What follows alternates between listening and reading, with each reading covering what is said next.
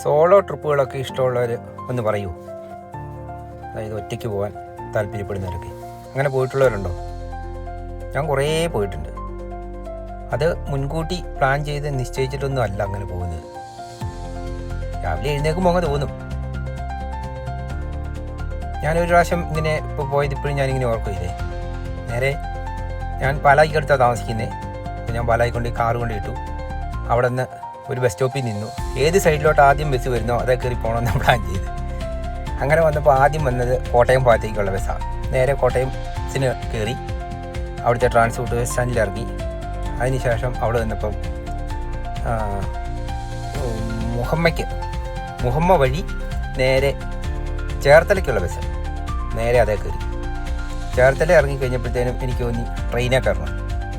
അവിടുന്ന് നേരെ റെയിൽവേ സ്റ്റേഷനിലോട്ട് പോയി.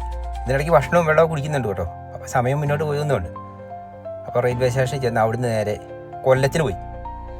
കൊല്ലത്ത് ഇറങ്ങിയിട്ട് ട്രെയിനാട്ടോ. കൊല്ലത്ത് ഇറങ്ങിയിട്ട് അവിടുന്ന് അടുത്ത ട്രെയിനിന് നേരെ കോട്ടയത്ത് വന്നു. എന്നിട്ട് നേരെ തിരിച്ച് പാലായി വന്നു. അപ്പോഴത്തേനും രാത്രി ഏകദേശം ഒരു 9:30 പാലായി തിരിച്ചു വന്നപ്പോൾ. ആരോടും മിണ്ടിയില്ല, എവിടെയാണ് പോകുന്നതെന്നും പറഞ്ഞില്ല. അതൊരു വ്യത്യസ്തമായ അനുഭവമായിരുന്നു കേട്ടോ.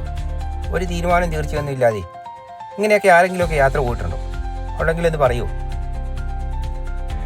അപ്പം ഇതുപോലെയുള്ള യാത്രകളൊക്കെ ഇഷ്ടപ്പെടുന്ന ആരെങ്കിലുമൊക്കെ ഈ വീഡിയോ കാണുന്നുണ്ടെങ്കിൽ ശരിക്കും ഒന്ന് സഹായിക്കണേ. എങ്കിലേ നമുക്കതൊരു മോട്ടിവേഷൻ ആവുകയുള്ളൂ.